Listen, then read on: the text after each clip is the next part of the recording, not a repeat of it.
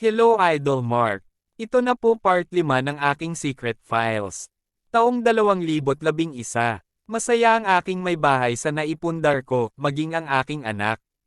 Lumipat na kami sa aming bagong kondo nang ako'y bumalik sa Pinas. Kaming tatlo lang dito. Maganda ang mga amenities nito, may swimming pool, gym, mall sa ibaba. Sa pag-uwi ko ay hindi na muna ako nagtrabaho. Pahinga muna. Si Mrs. naman ay pumapasok pa rin sa hospital. Naiiwan sa akin ang aking anak na hinahatid ko sa kalapit na private daycare 3 oras kada araw ang pasok niya. Tuwing linggo ay dumadalaw naman kami kila Bainan or sila naman dito sa kondo upang mag-swimming. Nakatapos na din si Kat sa nursing at pinalad na makapasa sa board. Natanggap siya sa isang sikat ding hospital sa QC. Isang weekend ay kumpleto ang pamilya niya na dumalaw sa amin sa kondo upang mag-swimming. Sa 2 linggo ko na dito sa Pinas ay noon lang nakasama si Kat. Noon ko lang din siya nakita mula noon. Malaki ang pinagbago ng katawan niya. Mas lalong lumaki ang kanyang mga didi at sexy. Peren. Nagpakulot siya ng buhok, wavy na kulot at medyo may kulay ito. Pumintig si Manoy sa nakita, "Kuya, hihihi," pa si ganyang bati nang magkita kami, "Nasaan na yung pasalubong ko?" Tanong niya ulit, "Nasa ate mo, sana magustuhan mo," sabi ko naman. Tila dati pa rin ang pakikitungo ni Kat sa akin. Masayahin, palabiro. Napansin ko na parang wala na ang maalay niyang mga biro gaya ng patagang pagsagi sa aking ari. Marahil ay nalimutan na niya ito dahil na rin sa trabaho niya. Bago mag-6:00 ng gabi ay nag-eempake na ang mga Bainan ko matapos ang maghapong paliligo sa pool. Napansin ko si Kat na hindi pa rin nag-aayos. "Babes, okay lang ba na dito na muna si Kat sa kondo?" Wika ni Mrs. Nagtaka ako kung bakit. Pero muli kong naalala ang mga nangyari noon sa amin ni Mrs. at ni Hipag. Tumigas bigla ang aking alaga. Napatingin naman si Kat sa amin habang busy sa pagkalikot sa pasalubong kong iPad. "Bakit kuya, di ba ko pwede makitulog dito?" "Damot mo naman," masungit na sagot ni Catherine Bogart. Ito kasing si Catherine ay nagdo-duty na ng panggabi dito sa Street Looks. Di ko naman magawang mas ando at ihatid. Kasi hindi ako pwedeng mapuyat na, dagdag ni Bainan, "Nako, wala po yun tatay." "Ikaw naman Kat, hindi ako madamo, ayan nga ine-enjoy mo na pasalubong ko paborito kasi kitang in-law," biro ko sa kanila. Nagtawanan ng lahat. Sumapit ang gabi at kami na lamang ang natira sa kondo. Ako, si Mrs., si Kat at ang tulog na naming anak. "Sis, anong oras ba duty mo? Bakit di ka pa gumagayak?" tanong ni Angel. "Maya pa mga 10:00 PM, siyam, 30 na ako aalis." "Dadaanan ako ni Karina, may kotse yon," sagot naman ni Hipag. Patuloy lumipas ang oras ng walang kibuan, nanunood kasi kami ng DVD noon. Saktong natapos ang palabas ng 10:00 PM at kinuha ni Kat ang bag na dala at nag-prepare na para maligo. "Kuya, ganda ng CR nyo ha, di mo ba ko sasamahan?" pabirong sabi ni Kat sa akin. Napatingin naman ng masama sa akin si Mrs. at tila hinihintay ang aking isasagot. Kahit ako ay nabigla sa tanong ni Kat ng pagkakataong iyon, "Hay nako Catherine, kumilos ka na at baka malate ka pa," masungit na sagot ni Mrs. Di na ako nakasagot sa biro ni Hipag. Nakaalis na si Kat. Nakahiga na din ako katabi ni Mrs. sa aming kama. Pagyakap niya sa akin ay kinapa niya ang aking harapan at tiyempong nag-i-imagine naman ako sa aking hipag habang siya ay naliligo, aba-aba, at naghahamon ito, "HMMD kaya?" Dahil sa kapatid ko, wika ni Mrs., "Nako babes, sino ba mas maganda, si Julia Montes o si Angel Locsin?" Sagot ko naman, "HMP." "Bolero ka peren ngayon," sabay kurot sa akin ni Mrs. Nang pagkakataong iyon ay naghalikan na kami at unti-unting hinubad ang aming mga damit. Tahimik kaming nagniig para hindi magising ang aming anak. "O ang sarap mo, babes. Parang dalaga peren," sambit ko sa kanya. Tila sumikip muli ang pagkababae ng aking asawa. Siguro sa tagal din naming di nagtatalik mula nung nasa Singapore ako. Dala na din ito ng kanyang muscle control. Ngunit napansin ko na tinatamad na siya na mag-DJ, gusto niya ay pasok agad. Gusto niya kasi matapos agad dahil baka daw magising ang anak namin. Nakadalawang round lang kami noon at sabay ding nakatulog pagkatapos. Kinabukasan ay nag-duty na rin si Mrs. sa ospital. Magkaiba sila ng pinapasukan ni Hipag. Ako naman ay kumain na ng agahan at naghanda na sa paghatid ko sa school ng aking anak. Di kalayuan ang school ng aking anak at 3 oras lamang ang klase nila. Puro laro lang naman kasi at nursery rhymes ang mga tinuturo.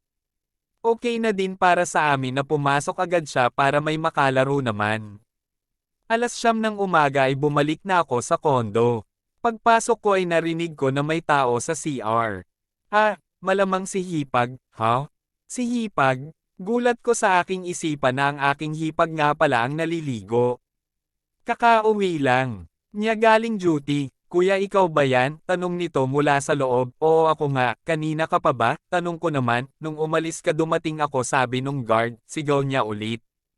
Nakaupo ako sa sala, maliit lang ang kondo namin, isang bedroom, ilang saglit pa ay lumabas si Hipag mula sa banyo at nakatapis lang ito ng tuwalya. Napatitig ako sa kanyang katawan. Talaga namang nagbago na ito, tumubo na ito, o bakit parang nakakita ka ng multo? Ani Hipag, ha? Wala pa yutal kong sagot, kuya pahiram naman ng isa pang towel, pangpatuyo ko ng buhok ko, hiling ni Hipag, ayan o yung suot mo, kat naman nakita ko na yan hihihi, pabiro kong sagot. Walang sabi-sabi ay bigla niyang hinubad sa pagkakatapis ang tuwalya at binalabal ito sa kanyang buhok. Muli ay natulala ako sa mga nakita. Pumintig bigla ang aking ari. Ang suso ni Hipag ay ganap ng sumibol. Pinkish na nipples at mala porselanang kutis. Ang mga bulbul niya ay tila wala na. Halatang nag-ahit ito, o ano? Nagulat ka na naman, sabi niya sakin. Nakatitig siya na parang nang-aakit, wow Kat, laki ng improvement ha? Sagot ko. Akala ko ay may BF na siya na nagpalaki ng mga suso niya, sabi niya sa akin ay wala. Nag-focus daw siya sa pag-aaral at trabaho. Lalo akong tinigasan nang sinabi niya ang reason kung bakit siya nagkahit. Para daw masarap kainin sabi ni ate, sagot niya. Tila nagsasayaw pa siya habang walang saplot at tangin ang tuwalya lamang sa buhok ang suot. Napatingin din siya sa aking matigas na ari na pilit ko tinatakpan ng unan sa sofa, kuya wag mo nang itago, nakita ko na din naman yan di ba? Ani Hipag sabay alis sa unan sa harapan ko. Kumandang sa akin si Kat. Hinawakan ng 2 pisngi ko at inilapit ang mga labi sa mukha ko. Namiss mo rin ba ako Kuya Bogart? Tanong niya sa akin. Oo naman. Namiss ko ang lahat. Balik ko, teka, may permit ka ba sa ate mo? Tanong ko sa kanya. Mamaya na lang tayo humingi pwede naman siguro. May kondom naman ikaw. Di ba? Sagot niya sa akin. Noon din ay naglapat ang aming mga labi at tila magkasintahang matagal na di nagkita. Ang bagong polygon halimuyak ay dinilaan ko mula leeg patungo sa mga aking mga suso ng aking hipag. Nilipat-lipat ko ang aking mga labi sa magkabilang nipples ni Kat. Panay naman ang unggol niya sa aking mga ginagawa. Shit, ang galing mo, sambit ni Kat. Mula sa pagkakapatong ay bumaba siya sa carpet. Nagmamadaling binuksan ang aking pantalon. Sabay hanap sa aking matigas na ari. Nang makita ito ay dinilaan niya muna ang ulo nito at biglang isinubo. Habang babataas si Hipag sa aking tarugo ay tumitingin din siya sa akin. Tila nagtatanong kung nasasarapan ako. Holy shit ang sarap Kat, lalo ka gumaling, sagot ko. Habang binoblowjob ako ni Hipag ay nilalames naman ng isa niyang kamay ang sariling suso. Lalo akong ginanahan sa kanyang ginagawa. Inilalabas niya ang aking tag-uro mula sa kanyang bibig at dinilaan ang aking mga itlog at muling isusubo ito ng buo. Gumaling talaga sa pag-DJ si Hipag dahil ramdam ko na pinapaikot pa niya ang kanyang dila sa butas ng aking ari habang taas-baba siya dito. Ako naman Kat, hiling ko sa kanya. Sumunod naman agad si Hipag at naintindihan ang aking hiling. Humiga siya sa sofa suot peren ang towel sa ulo. Dinilaan ko ang bagong polygon katawan ni Catherine. Mula leeg, sa pagitan ng suso, puson at sa hiyas na mamasa-masa na rin, oh my God kuya. Namiss ko din ta kuya, bulong. Ni Kat, sinisid ko ang kanyang maputing singit at dinilaan ang kanyang hiyas na mamula-mula. Pagtingala ko naman sa kanya ay nilalames niya ang kanyang mga suso. Pagkatapos sa kanyang hiyas ay pinagpatuloy ko ang pagdila pababa sa kanyang mga hita, binti at mga paa. May foot fetish din kasi ako at bagong palaygo naman si Hipag kayo din ilaan ko na rin ito, kuya gusto ko sa ibabaw, hiling niya sa akin. Nagparaya naman ako at ibinangon ko siya at nagpalit kami ng pwesto sa sofa. Inalis na niya ang kanyang tuwalya sa ulo at nakalugay ang medyo basang buhok niya na medyo wavy. Bago niya ipinasok sa kanyang pagkababae ang aking ari ay ilang beses niya muna itong isinubo at nilawayan. Inilagay ni Hipag ang kondom at pamwesto na siya ng paupo sa aking ari. Oh, feel so good kuya, ang laki. Sambit ni Kat, tanging ungol lang din ang naging tugon ko sa mga sinasabi ni Kat. Kitang-kita sa kanyang mga mata ang kaligayahang nadarama sa muli naming pagtatalik. Marahan siyang nagtaas-baba sa aking tarugo. Gusto ng aking Hipag ang mabagal. Napagkantot para daw may feel niya talaga ang pagpasok ng ari ko, ang sarap talaga kuya, ikaw palang nakakatikim sa akin, o sarap. Wika niyang muli. Galing nga pala siya sa night duty kaya nakatulog din agad. Tila lumulutang ako sa daan patungong school ng aking anak. Natikman ko na naman si Kat na matagal kong di nakita. Pagsapit ng hapon ay si Mrs. naman ang aking sinundo. Iniwan ko ang aming anak sa tita niya sa kondo. Sa kotse ay nagkwentuhan kami pauwi ni Mrs. Musta naman si baby? Tanong niya sa akin, nandun na iwan sa tita niya, nanonood ng cartoons. Sagot ko naman, musta naman si Kat? Sabay tingin ni Mrs. sa akin na may halong panunukso. Ayun pagod sa duty, tulog agad nung pag-uwi ko galing school. Sagot ko naman kaagad, aces, babes talaga. Baka naman nakasingit si sis ha, sabay kurot sa aking tagiliran. Hindi ko alam kung ide-deny ko ba or aaminin. Di ko din alam kung nag-text ba si Hipag upang magpaalam sa kanya. Ayoko, kasing masira ang tiwala ni Mrs. sa akin at sa kapatid niya.